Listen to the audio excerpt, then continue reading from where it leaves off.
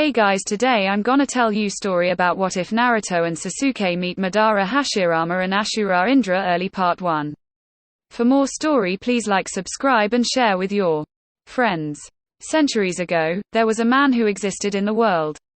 This man was so powerful, many people referred to him as a god. This man saved the world alongside his brother from a monster known as the 10 Tails, or the Juabi.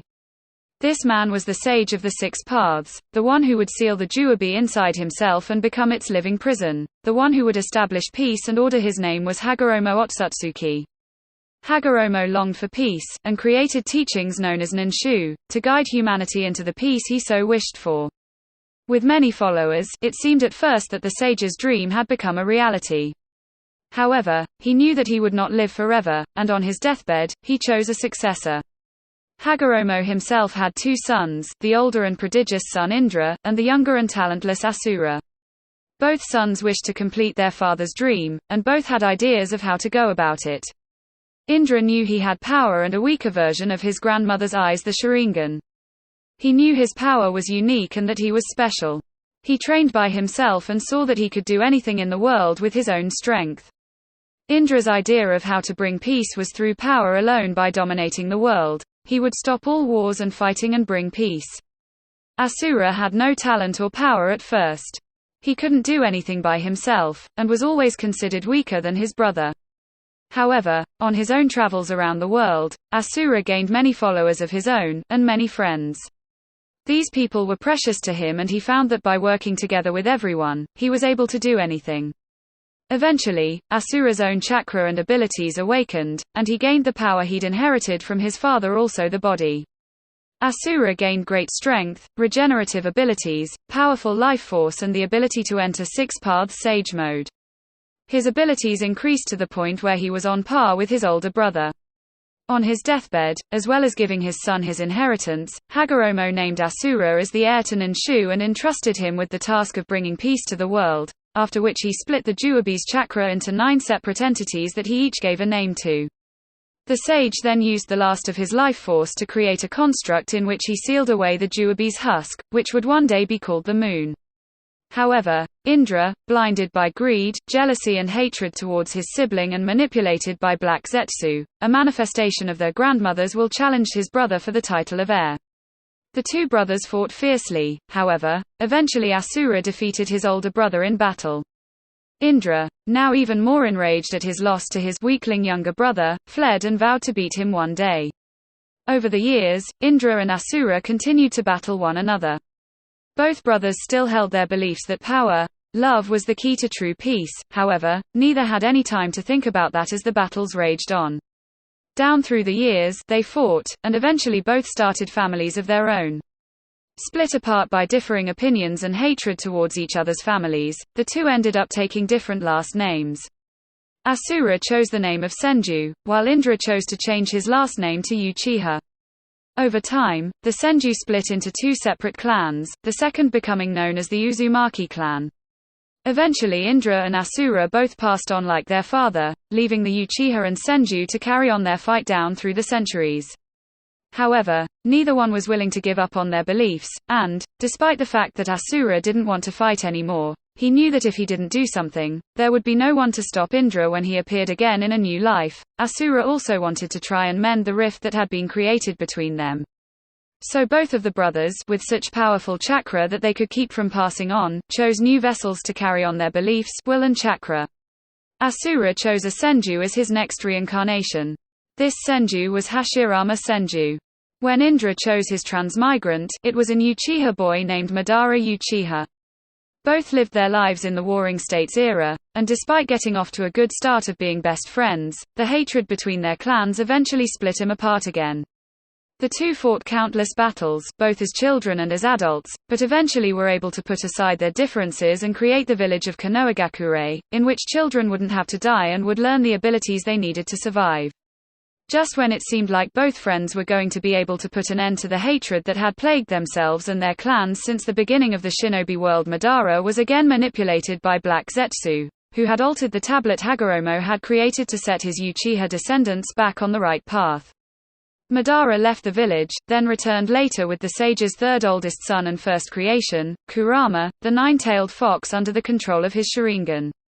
The two fought and Hashirama believed that he had killed his former friend. However, the man survived by using one of his Mangekyo Sharingan techniques to rewrite time so that he lived, and, still being manipulated by Black Zetsu, integrated a small portion of Hashirama's DNA that he'd managed to bite off during their battle into his own wounds. At first the DNA seemed to do nothing but heal him, but as he reached the end of his natural life, Madara awakened his ancestral father's Dojutsu, the Rinnegan. With the power of the sage at his disposal, the Uchiha managed to extract the Juabi's body from the moon, which he called the Gedo statue. By attaching himself to it, Madara was able to live far beyond his natural lifespan, and eventually met a wounded Uchiha boy named Obito Uchiha from the Leaf Village that had been found in the underground tunnels that he'd constructed over the years. After drawing the boy over to his side by saving him and having Rin Nohara, the girl he'd loved, die by the hand of Obito's best friend, Kakashi Hatake, Madara told Obito how to complete the Eye of the Moon plan, which, unknown to him, was Kaguya's plan to trap everyone in a fake world while she took back the chakra that her sons had given to everyone else. Obito, wanting Rin back, gladly followed his ancestors' plan after Madara died, leaving him with a creation called Zetsu to watch over and guide him. This is where our story really starts. Hashirama Senju slowly opened his eyes. The last thing he remembered was fighting in the First Great Ninja War and being struck down from behind. He also remembered the devastated look on his little brother Tobirama's face as he fell. Hashirama was by no means an arrogant person. However, being killed by some no-name shinobi was pretty embarrassing, even by his standards.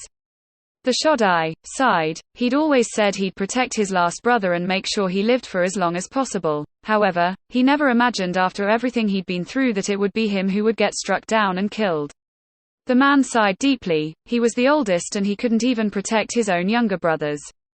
Hell, Tobirama could have died right after that for all he knew, so his death meant nothing in the long run.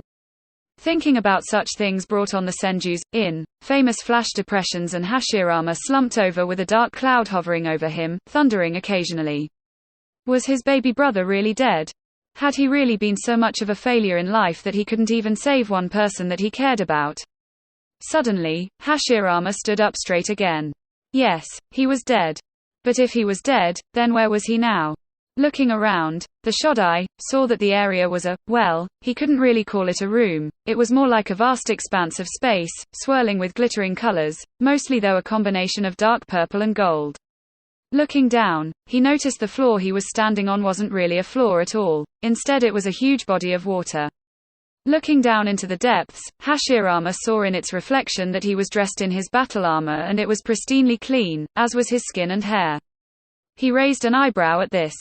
During his time, there was never enough time to spend washing one's body and clothes so that you were completely free of dirt and marks, especially since you would most likely just get dirty again the next day. Well, he spoke to himself, as there was seemingly no one around but himself to talk to. This is most definitely an odd situation, he remarked. With no other choice, Hashirama sat down on the surface of the water and crossed his legs. I may as well get comfortable, who knows how long I'll be here for, he thought. Hashirama had been in that unknown place for a while now. There wasn't much to do, so the brown-haired man mostly just spent his time training with clones of himself, or wandering the empty plain, trying to see how far it went. One day as he was lying on his back relaxing, the Senju sensed a powerful, but somehow familiar chakra signature. Hashirama shot up into a sitting position, eyes eagerly scanning the entire area. He didn't know how he knew this person or who they were, but he did know it, and very well in fact. Even more than he knew his father's or brother's chakra signatures. It was as though, despite the chakra feeling slightly different, he was sensing himself walking towards him. Soon a figure came into view. As it came closer, Hashirama was able to make out more and more of the person's features. It appeared to be a young man, roughly 20 to 22 years old. He had short brown hair that spiked wildly around his head, a thick wrapping of bandages tied around his forehead, with two bangs of hair framing his face, bound tightly by more bandage to keep it neat. He had almond-shaped brown eyes, thin eyebrows and wore a white robe with a high collar with 6 black magatama decorating down the chest area in a version pattern.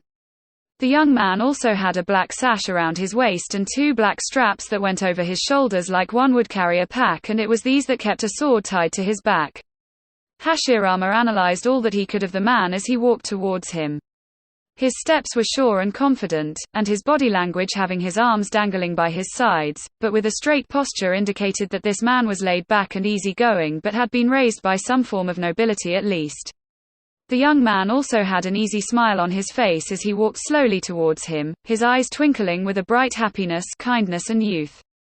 However, the former Shodai could also see the unmistakable look of pain, weariness and regret in this person's eyes, having seen the exact same look in his own eyes every time he saw his reflection. Soon the man came to a stop when he was only a few feet away from Hashirama, still with that happy smile. Hashirama cocked an eyebrow at the young man before him, then spoke. "I'm sorry, but do I know you from someplace?" he asked curiously. That familiar feeling was really bugging him. By now he felt sure that he should know this person, but he was drawing a blank when he tried to remember where from.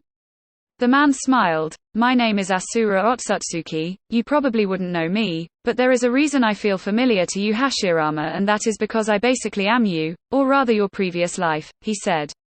Asura then went on to explain exactly what happened and why they were here. By the end of it, Hashirama was wide-eyed with awe and wonder. I don't even know what to say," he muttered. "I can't believe that I am actually the reincarnation of someone like you, the son of the sage of the 6 paths. It's just wow," he breathed. Asura laughed. "Yes, I know it's a lot to take in, but it is true." The Otsutsuki's eyes sparkled with mirth. He'd had a feeling that his transmigrant would act this way after all. Hashirama stared silently at who he now knew to be his previous life and transmigrant, until a thought hit him. "Wait, we're transmigrating because our feud with Indra, Madara hasn't been resolved yet, right?" he asked. The other man nodded. "That's right," he replied easily. The Shodai frowned. "If that's the case, then 1. Where is Madara, and 2. Why did we meet out of all the other transmigrants we must have had in the past who didn't know any of this?" he asked. The Otsutsuki sighed, closing his eyes. "Since your second question is the more important of the 2, I'll answer that first." Asura opened his eyes again, and stared at the man. This time there was no mirth in his eyes, only deep seriousness. Hashirama slightly shifted, wondering if his own serious face looked that intimidating to other people. "My father, the sage of the 6 paths, named me the successor to his teachings of Nanshu on his deathbed, causing my older brother Indra to get furious and jealous. We fought each other and I won eventually after a long and hard battle. At seeing his defeat by my hand, my older brother became even more furious, and left, swearing vengeance on me." Asura paused to sigh deeply at this, while Hashirama listened with a heavy and aching heart. "Well, I guess you probably already know what happened after that, the endless battles, going on and on throughout the years, and each time he was defeated, Indra's hatred became stronger and darker than before. Both of us soon had families of our own. And I think you already know what names we chose for ourselves." The Shodai nodded. "You chose the name Senju, didn't you, and Indra chose the name Uchiha?" he asked. Asura nodded again. "That's right, I had 2 sons as well, and eventually my youngest decided to leave home, also choosing a different name, Uzumaki. My oldest kept the name Senju, and he is the one who went on to create the Senju clan. Meanwhile, Indra had also started a family, however, he had passed on his hatred of me and my kin to them. I warned my children of Indra and his new clan, not wanting the 2 to fight or get hurt if I could help it. However, I knew that my brother hated me for being chosen over him still and for his defeats at my hand, and I wanted my sons to at least know why their cousins would try to kill him if they met." At this point, the Otsutsuki clenched his fist, anger showing on his face for the first time. He took a deep wavering breath and continued, "Soon enough my sons grew up and had families of their own, but that was where things went bad. My youngest son had just had triplets, 2 boys and a girl, and was coming home to let me meet them. However, on the way there, they were attacked by Indra's Uchiha family, and his wife, daughter and one of his sons were killed." Hashirama's eyes showed sadness. He definitely knew how it felt to lose family. "By the time my son had gotten to me, he was traumatized, and vowed that he and his last remaining son would have nothing to do with our blood feud.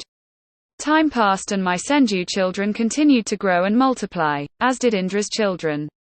As I grew older, I became slack with my clan members, not paying as much attention to them as I normally would have, and it was this lack of attention on my part that allowed things to get out of hand.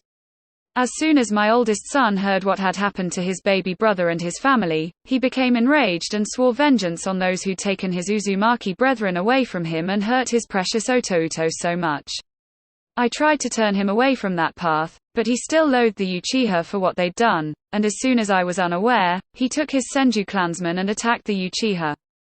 No matter how much I hated it, there was nothing I could do to stop my children and Indra's children from killing each other, so I did the next best thing I could. I tried to curb the hatred that had built up by expressing that love was the key to peace and begging my children and grandchildren not to hate and fight the Uchiha. On the day I died, a single tear rolled down Asura's face and hit the water below them. The tear created ripples in the water. It was no use though. When I died, both clans began fighting each other even more than before. I began to despise myself as I watched on from above all the fighting and killing. It was horrible. It was no use. As long as I had this horrible guilt inside me, I knew I would never be able to pass on, nor could I let my brother continue to spread such hatred and suffering. When I saw that he had transmigrated to a boy from his own clan, I knew that I had to stop him. Not only that, but I also wanted another chance to reconnect with my brother, start fresh if you will. So when Indra entered a newborn body, I followed in an attempt to fix my past mistakes and save my beloved big brother from his hatred and suffering. Asura smiled slightly. My brother and I went through years and years of transmigrants, none of them having any luck in stopping the feud between our two families. Finally we entered our most recent bodies. I think you already know this part of the story, he asked. Hashirama nodded. They were Madara and I, he replied. Before his eyes became downcast, we failed as well, he said, depressed. Asura nodded and placed a hand on the long-haired man's arm, but this time something changed. You may not have succeeded in completely ending the cycle of hatred, but both Indra and I had enough. You two came the closest we ever have to stopping this useless fighting, and before we traveled to our next hosts, my father appeared to us and explained everything that had happened. Indra was obviously furious at having been manipulated this whole time, and was all too glad to help me truly bring peace at last, for he was getting tired of the constant fighting between us. He is currently talking to Madara at this very moment. Then, once everyone is ready, we will move on to our next hosts. However, we will not be able to communicate with them for a while, or at least that's what father said. Oh yes, and he also said that our new host is the container of my younger brother Kurama, the Kyuubi. They stood for a moment, as Hashirama absorbed this information, before nodding to show that he understood. Asura smiled. We are going to take the form of the age our current transmigrants are, so we will be around 6 or 7 I think when we meet them, and we will be able to manifest outside both of them once we have made contact. We have to be careful even with Indra and Madara on our side now. It isn't going to be easy, he said seriously. Hashirama nodded. I understand, and I am grateful for this chance, he replied. The Otsutsuki nodded and turned to look forwards. Hashirama copied him. Let's end this once and for all, he cried, as a bright white light engulfed the two most powerful shinobi after Hagoromo Otsutsuki himself. Naruto didn't know Sasuke very well. If you asked him how he felt about the other boy, he would say that he was a decent person, or at least more tolerable than some of the other kids that he knew. The blonde didn't know what drew him to Sasuke, as he definitely wasn't the most sociable of his peers. But when he sat next to the Uchiha during class, the boy didn't leave and go to another seat, and sometimes during lunch when the two sat together and Sasuke saw that he didn't have any lunch of his own, the other boy would give him his own bento. When Naruto would push the offered food away, Sasuke would keep insisting until the Uzumaki ate at least a third of what was there. Sasuke would eat half of that, then keep offering the blonde the lunchbox until he gave in and finished the food off. When it was all finished, Sasuke would take it and throw the rubbish away, then return and sit quietly next to Naruto until the bell rang, at which time the Uchiha would get up and silently go to class. When Naruto hesitated at the door, Sasuke would walk back and take the other boy's hand, leading him inside quietly, and Naruto would follow without protest. He was definitely nicer than some of the other kids that went to the academy with him. If the Uzumaki had to choose a word to describe their relationship, then Sasuke could be considered a particularly nice acquaintance. However, all that changed one day after the academy. Sasuke had been absent for a few days, which was strange, since the other boy was almost religious about school, and Naruto wondered what could have happened to him until he had heard some of the other kids whispering quite loudly to one another. Hey, Did you hear about the Uchiha clan? One boy asked his friend. Naruto didn't usually care for gossip, since it was usually about him and not very nice either. However, upon hearing the name of Sasuke's clan in the conversation, the orange and dark blue wearing boy stopped and listened. Yeah, the other boy replied, my dad said that they were all wiped out by their own clan heir. He said that Sasuke's the only one left. Naruto's eyes widened. Sasuke's family had been killed. No wonder he had been absent from classes lately. As the blonde walked back to his old apartment, he thought about whether or not he should pay Sasuke a visit in the hospital. Soon enough it began to rain. Naruto cursed under his breath and covered his head with his arms to try and shield himself from the storm while he began to run. It was as he was making his way past the Uchiha district, that he noticed something, or rather someone. Sasuke was standing in front of the gate to the district that was sectioned off with yellow tape. As Naruto watched, the boy lifted the tape and walked inside. Making a split-second decision, the Uzumaki abandoned his plan to run home and began to run after Sasuke instead. As carefully as possible, Naruto climbed under the tape, albeit with a lot less grace than his classmate, and entered the Uchiha compound. The whole place was abandoned, and was as silent as a grave. The closest thing Naruto could describe it as was Ghost Town. Looking ahead and straining his eyes, the blonde could make out a faint moving figure enter the largest house in the area. Running quickly to catch up with the other boy as well as get out of the rain, Naruto followed where he'd seen Sasuke go into. Upon getting to the house, he saw that Sasuke had taken his shoes off at the entrance. After doing the same out of respect, Naruto entered the house and looked around. Needless to say, it was huge compared to what he was used to.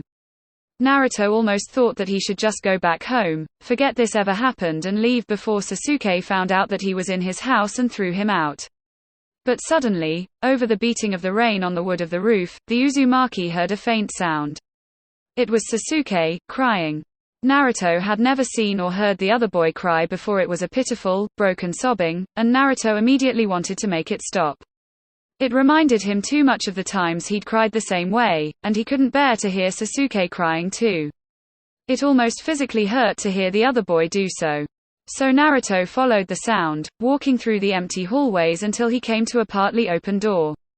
When he peeked inside the room, the blonde's eyes widened. Sasuke was on the floor, curled up into a small ball of misery. His entire body was shaking as he moaned and sobbed. Without thinking about the consequences of his actions, Naruto quickly walked into the room and went over to Sasuke. Kneeling down, the Uzumaki curled his small body around the other boy's, wrapping his arms around the other boy and holding him close. Naruto noticed the way the Uchiha's body stiffened at the contact, but he didn't mind. After another moment of silence, Sasuke peeked up at the person holding him. Seeing blonde spiky hair, the tenseness that was present in the black-haired boy's body melted away, and after another moment of hesitation Sasuke clung onto the other boy and began sobbing even more. Naruto just waited until his classmates' cries fell away to sniffles, and his body relaxed in his arms. In that moment something strange happened. Bright white light exploded from everywhere at once, making Naruto slam his eyes shut. Pain shot through his body, and he could tell by the way Sasuke was shaking again, that he felt the agony as well. The light expanded and brightened until it invaded Naruto's shut eyelids and engulfed the two boys completely. Naruto blinked slowly. Everywhere around him was white. For a moment he was disorientated, he couldn't tell what was up, down, or any other way. There was no horizon, just blankness. Naruto-kun. The Uzumaki whirled around, only to see two other boys the same age as him standing in front of him. The one standing on the left was a boy a little taller than he was. He had short brown hair that spiked wildly around his head, a thick wrapping of bandages tied around his forehead, with two bangs of hair framing his face, bound tightly by more bandage to keep it neat. He had almond-shaped brown eyes and wore a white robe with a high collar with 6 black magatama decorating down the chest area in a version pattern. The brunette also had a black sash around his waist and 2 black straps that went over his shoulders like one would carry a pack, and it was these that kept a sword tied to his back. Naruto stared at the strange clothes the boy was wearing. He'd never seen clothes like them before. Soon enough the blonde's eyes wandered up to the face of the boy.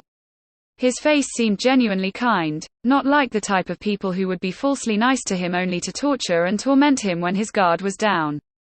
Next his eyes moved over to the other boy. He also had brown hair, but it was long and looked surprisingly soft. He wore traditional red shinobi armor, the kind that was made from multiple metal plates attached together, and his underclothes were black. He also looked very kind and cheerful, a lot like Naruto himself. Even so, Naruto couldn't help but be wary of the two. Naruto. Turning to his left, the Uzumaki saw Sasuke standing next to him and instantly relaxed. The Uchiha was standing with two other boys, and all three of them looked extremely similar. The one standing closest to Sasuke had short black spiky hair, and was staring at the long-haired boy in front of Naruto with something of a cross between a mild glare and a pout. He had black eyes and slightly paler skin than the others, and he was wearing a blue high-collared, long-sleeve mantle that split down the lower half and a simple, light brown obi and a belt. Wrapped around his ankles were bandages, and he wore simple sandals. Next to the first boy was a second one with long black hair that was cut short on top. 2 locks of it were wrapped in bandages, and framed either side of his face. His eyebrows were cut short and his eyes had blue markings around them, which were turned up at the corners. He wore a high-collared, light-colored kimono held closed by a dark sash. The collar of the kimono was adorned with magatama. He wore a black full-body suit underneath. His entire aura practically screamed, "I'm better than you, bow down to me." However, his demeanor was very quiet and refined. While the boy's obvious pride showed clearly, there was also an underlying soft quality to his look. The blonde boy looked back and forwards between the 4 unknown people and frowned. It was a look that many people knew as Naruto's serious look. He didn't use it often, but when he did, everyone knew he wasn't playing around. Now, how, you may ask, could a simple frown convey that? Well, it wasn't just the frown. It was that, combined with the steely eyes, the set jaw and shoulders, and the way he leveled his face to look directly into the other person's eyes. "Alright, what's going on? I want answers. Now if you don't mind." The way he said it was a question, but the way he posed it was a statement. The long brown-haired boy smiled slightly. "Yes, of course, we'd be happy to answer your questions. But we should introduce ourselves first, he asked, beaming at the end. Naruto and Sasuke stared at the 4 other boys. The short brown-haired boy walked up to Naruto first, holding out his hand. "It's a pleasure to meet you. My name is Ashura Otsutsuki," he said, with a bright smile. Naruto stared at Asura's hand, before, slowly, tentatively, taking it in his own and giving it a shake. "Hello, I'm Naruto Uzumaki," he replied shyly, blushing slightly. Most people kept their children away from him, so he didn't really know how to deal with one coming up so willingly and wanting to talk with him, even though Naruto could somehow tell that none of the 4 people in front of them were really children. They felt too old, too world-weary. I mean, yes, maybe he and Sasuke looked the same, but even the 2 of them weren't as mature-looking as the others. The long brown-haired boy now walked up. "Hello Naruto-kun. My name is Hashirama Senju," he said with a bright smile. Naruto and Sasuke's eyes widened in shock. "You mean Hashirama Senju is in the first Hokage?" the young Uchiha asked. Hashirama scratched the back of his head. "Yep, that's me." He grinned at both actual children. One of the black-haired boys stepped up. "My name is Indra Otsutsuki, and I am Asura's older brother," he explained. The last boy stared impassively around, before looking at Naruto and Sasuke. "And I am Madara Uchiha. We were sent here to help both of you with an important mission." Naruto's eyes lit up at the word mission. He was still in the academy, and he knew that only shinobi got missions. "What is it?" he asked with childlike wonder and excitement. His enthusiasm caused all 4 to chuckle. "First you must understand how exactly we are connected. My father, the sage of the 6 paths, wanted nothing more than to bring peace to this world, and on his deathbed, he named me his successor," Asura explained, then looked sad. "However, this caused a chain of events that led to intense hatred between my brother and I, as well as our families once they were born." Sasuke looked like he was soaking it all in. However, Naruto looked a little lost. Hashirama smiled. "Don't worry about it, Naruto-kun. All you have to remember is that by choosing Asura as his successor, Sen and Sama made Indra-san so angry with his brother that they fought over and over throughout the years, until they died and were reborn as the next in line," he explained. Naruto thought for a moment, making sure he understood everything, before he nodded. After we had been reincarnated as Hashirama and Madara and finally died again, both Indra and I were so sick of all the fighting, that we accepted an offer of our father's, which was to help the both of you, so you could end the cycle of hatred and bring true peace to this world just like our father wanted, Ashura told them. Both boys nodded in understanding. Sasuke turned to face Naruto and both boys walked up to each other. So, bringing peace and saving the world, huh? The Uchiha asked. Naruto grinned. So, brothers then? He asked, unsure. Well, they were brothers once, why couldn't they be again? Besides, Naruto had always wanted a big brother. But upon hearing those words, Sasuke's eyes went wide, his face became furious, and before he could stop himself, he'd already shouted, no. With all his might. This outburst shocked everyone into silence, even Madara and Indra were wide-eyed. Sasuke stood there shaking with barely controlled rage.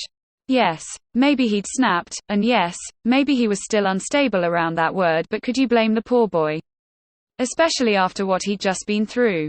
I don't want another brother, he said hoarsely, clenching his fists tightly. My brother is a murderer and a traitor. He lied to me, said he loved me, that he'd always be there for me. Now Sasuke was panting raggedly, eyes reliving that horrible night, but it was all a lie. He betrayed me. He screamed, tears beginning to stream down from his eyes. Why? Why did he do it? Why did he say he loved me if he really hated me? Why did he have to torture me by making me watch him kill them? Why didn't he just kill me? The boy fell to the floor, sobbing uncontrollably, shaking and trembling, gripping his head. Why did he leave me alive? Why did he leave me to suffer? He mumbled, curling up into another ball and trying to disappear. Naruto stared with wide eyes at the other boy, now understanding at least a little of Sasuke's pain. Like he did in the real world, Naruto crouched down and curled himself around the sobbing Uchiha, wrapping his arms tightly around the other child. Shush. It's okay, I understand, and I won't try to force you to be my brother if you don't want that. Sasuke, he whispered to the shaking boy, we don't have to be brothers, why don't we try for something else instead, huh? He asked, as Sasuke finally calmed down. The black-haired boy rubbed the tears away from his eyes, and sat up again, giving a tiny smile of gratitude to Naruto, who returned it with a bright grin of his own. The two thought for a moment, everyone else staying silent as they did.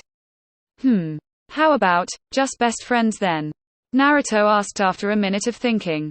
Sasuke stared at him, then turned away slightly. Yeah, that should be fine, I guess, he replied, blushing slightly, as he'd never had a best friend before. The Uzumaki grinned and nodded. Best friends it is then, he exclaimed happily. Both sets of previous transmigrants smiled. All right, well for now why don't we let you two get back to the real world so you can do what you need to do and go to bed for the night. After all you've both had a long day, Hashirama said.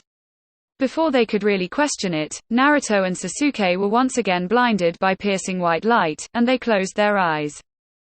When Naruto and Sasuke opened their eyes again, they found themselves curled around each other on the floor in Sasuke's house.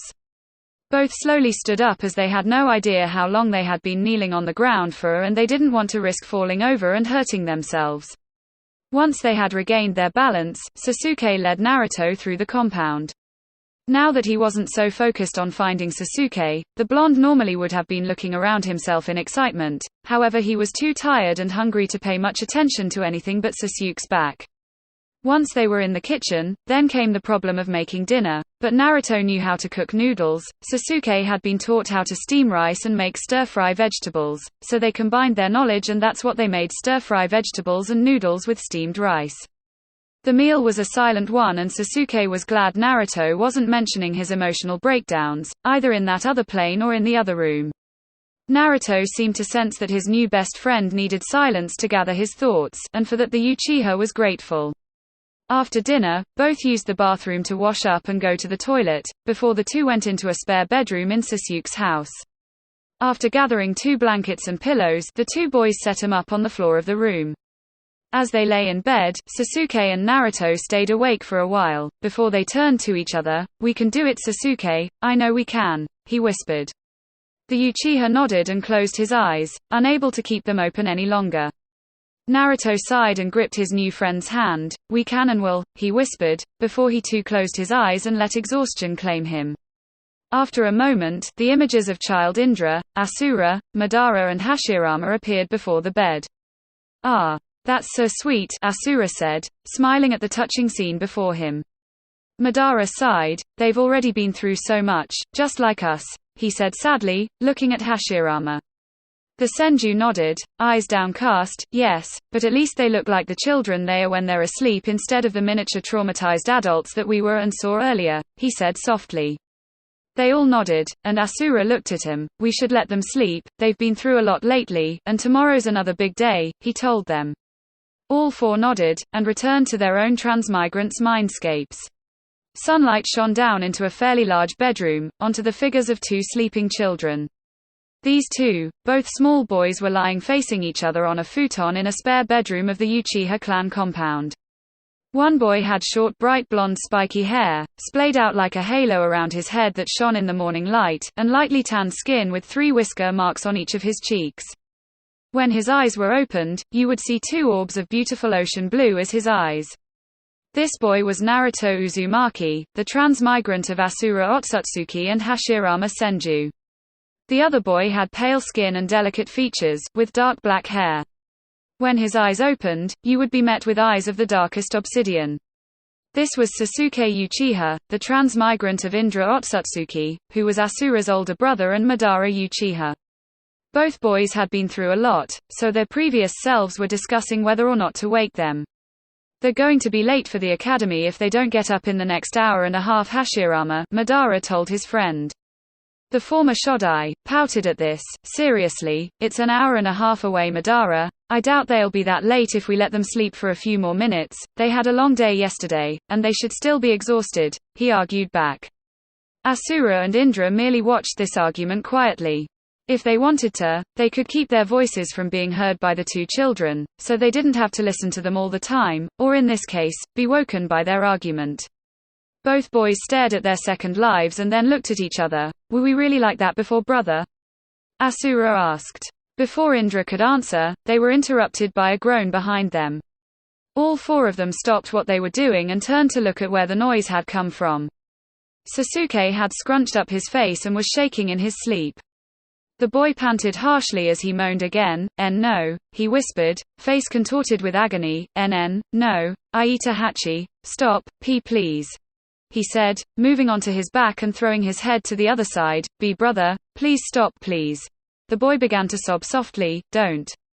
Please don't. Itachi," he gasped, eyes shooting open.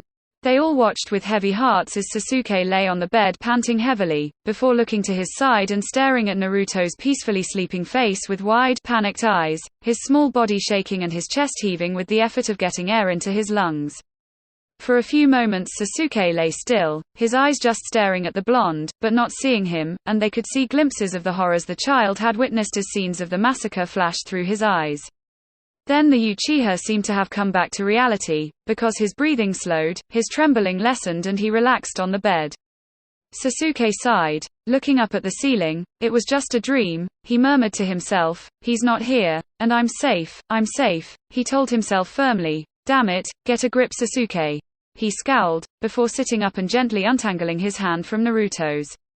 The boy decided to start getting ready. After all, he had enough time to. Naruto slowly woke up. He'd been having such a nice dream. He dreamt that he and Sasuke had been the reincarnations or whatever of Hashirama Senju and Madara Uchiha and the Sage of the Six Paths' 2 sons, and that they had become best friends, so he wasn't alone anymore. But now it was time to wake up, and see the reality of his old, run-down and messy apartment. He sighed, and he could almost smell something heavenly. That imaginary dinner that he'd had last night with Sasuke had been just as good as this smelled. But why would he smell something like this if he was awake? Naruto opened his eyes to an unfamiliar ceiling. He blinked. This wasn't his crappy apartment. Before he had time to panic, a face appeared in front of his. "Naruto-kun, it's time to get up," the person said cheerfully. Naruto, being Naruto and believing everything from the night before had only been a figment of his lonely mind, screamed in shock and shot backwards in the bed. Asura, startled at the sudden loud sound, yelled as well, and floated backwards, as he didn't have to walk. Hashirama suddenly appeared, alerted by the screams. What's happened?" he demanded. Then he noticed Naruto squinting at him, before the blonde pointed at the both of them with a look of realization on his face. "Ah. It's you two," he said. Ashura scowled. "Of course it's us. Who did you think it was?" he asked, crossing his arms over his chest. The blonde smiled sheepishly, rubbing the back of his head with his hand. "Sorry, I guess I thought yesterday was all a dream. Meeting you guys, getting a best friend, and actually having a purpose. I didn't expect it to actually be real. Hey," he explained. Ashura smiled. "That's okay, Naruto-kun, don't worry about it. But for now you'd better get up, have a bath, get dressed and have breakfast. You and Sasuke-kun have got the academy today, don't you?" he asked. Naruto suddenly shot to his feet. "Ah, that's right, I completely forgot. What time is it?" he asked, panicking because he didn't know if he was late or not. Hashirama moved in front of him, raising his hands in a placating manner. "Whoa there, Naruto-kun, it's okay, you still have a whole hour to get ready. Don't worry," he explained. Naruto calmed down. "Oh, that's good then," he replied, sighing with relief. Looking around the room, Naruto saw some neatly folded clothes with a piece of paper on top of them. He walked over and picked up the paper and read it. It was a note explaining where the bathroom and kitchen was from the spare room. Well, that was helpful. Naruto picked up the clothes and followed the note to where the bathroom was. Once inside, he began getting undressed and placed his still damp clothes on the floor. He knew that if he were anyone else, he probably would have caught a cold from being out in the rain and not really drying off. But thankfully he didn't get sick for some reason. However, that didn't explain why Sasuke wasn't sick. The blonde shrugged. He probably just had a strong immune system, and yes, he knew what that was. He wasn't as much of an idiot as everyone thought. Once the bath was full of hot water, Naruto climbed in and immediately sighed in bliss. "Oh, I'm in heaven," he said to himself as he lay his head back. Back in his apartment, Naruto didn't have the luxury of hot water. The hot water system always seemed to be broken, and it cost an ungodly amount of money to fix. So he always had to make do with cold water. So having a hot bath like this was a gift to be thankful for. After washing his body and hair with some of the soap and shampoo that was in the bathroom, the blonde washed himself off and pulled the plug out. Soon after, he was dried and getting into the dark blue yukata-style shirt and pants. As he examined himself in the mirror, Naruto had to say they looked good on him. The boy picked up his damp clothes and placed them in the washing basket that was next to the wall with the door. Next, he took the map he'd placed down when he'd had his bath and examined the directions to the kitchen. His stomach rumbled with hunger, causing both Ashura and Hashirama to smile. Naruto glared at him. "So I'm hungry, so what?" he snapped. "Oh, nothing," Hashirama replied innocently, looking away. The Uzumaki sighed and left the bathroom, walking through the halls of the Uchiha clan head's house. Looking around during the day really brought home just how big and empty the place was now that Sasuke was the only one living here. Well, Sasuke and maybe him as well. That was if he could get Hokage to agree to let him stay. He didn't want his new and only best friend to have to be so lonely. As he finally found the kitchen, Naruto walked into the room to see Sasuke sitting and drinking something. He was fully dressed except for his shoes, and had a yellow book bag over his head and shoulder. Naruto smiled. "Hey Sasuke," he said, walking into the room and sitting at the table. Sasuke smiled slightly. "Good morning," he replied softly. Indra and Madara appeared on either side of the boy, both floating above the ground. Hashirama grinned at his best friend. "Morning Madara," he greeted cheerfully. Madara grunted. Morning," he replied. The Shodai rolled his eyes, before grinning again. Ashura smiled. "Good morning Indra ni-sama," he exclaimed happily. Indra tilted his head to the side in acknowledgement. "Good morning Otouto," he replied in a smooth, almost monotone voice, but most of the people there could hear the one sliver of happiness that the Uchiha ancestor dared to use in his tone. Sasuke stood up and went to the kitchen. "I made rice and fried eggs. Oh, another thing we're going to have to pick up is some cookbooks with easy recipes by the way," he explained, bringing a bowl and chopsticks into the dining room and placing the food down on the table. "You'd better hurry up and eat before it gets cold." Sasuke sat back down while Naruto walked over to his seat. "Thanks Sasuke," he replied cheerfully, as he broke apart his chopsticks. "Itadakimasu." Then he dug in. The two ate quickly, and put their dishes in the sink before they grabbed their bags and shoes. Stopping at the step before the door, the two boys sat down and pulled their shoes on. After Sasuke locked the house, the two boys started on their way to the academy. As they walked, Naruto looked at the Uchiha and grinned. "Hey Sasuke," he said. The Uchiha turned to face him. "Yeah?" he asked curiously. The blonde Uzumaki's grin widened. "Wanna race?" he asked. Sasuke paused for a moment, then smirked. "All right, but I'm pretty fast, you know." Naruto chuckled. "So am I." The two took starting positions. 3, 2, 1, go. Hashirama counted down, then gave the starting signal. The Uchiha and Uzumaki shot forwards, racing through the streets as black, white and blonde blurs. As they ran, Naruto began to pull ahead of his friend. Sasuke smirked slightly, before he jumped. Naruto looked back to see where the other boy was, only to not see him anywhere. "Hey, Naruto." The blonde head whirled around to see Sasuke running and jumping across the rooftops. The black-haired boy smirked and waved. Naruto growled, "Hey team, that's cheating, you know," he yelled as he sped up. Sasuke snickered. "We're shinobi, we don't play fair," he called back. Naruto jumped to the roofs as well, jumping along behind the Uchiha. Soon Sasuke had lost his friend. The black-haired boy snickered. "Lost him," he thought. Soon the academy came into sight. "Yes, I'm gonna win," he thought in triumph. Suddenly a blonde blur leaped through the air and landed on the ground right in front of the academy building. Sasuke landed in front of the blonde, who was Naruto, before he bent over, resting his hands on his knees and panted harshly. "Damn it, Naruto," he cried, glaring half-heartedly up at the other boy. "How the heck do you have so much stamina?" he asked, still trying to catch his breath. They hadn't learned how to use chakra to constantly boost their muscles yet, so it couldn't be that. He was sure even Ashura and Hashirama wouldn't have had time to teach that to the boy. Naruto shrugged. "I just do wait. Ashura says I got it from my Uzumaki heritage," he said simply, before walking up and holding out his hand to the black-haired boy. "You okay, Sasuke?" he asked. Sasuke sighed and took the other boy's hand. Naruto helped him stand up straight, then offered him the water bottle from his bag. Sasuke shook his head and removed his own bottle from his bag and took a few mouthfuls of water. After he'd caught his breath and replaced his bottle, the Uchiha nodded towards the gate of the academy. "Let's get inside before we're even later," he suggested. Naruto nodded and the two walked into the academy together, side by side.